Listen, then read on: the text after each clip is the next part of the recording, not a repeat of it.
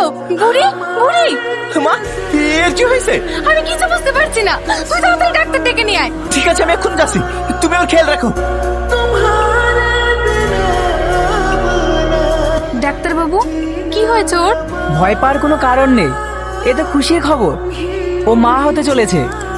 এই সময় এরকম একটু আধটু হয়, চিন্তার কোনো কারণ নেই। আসছি।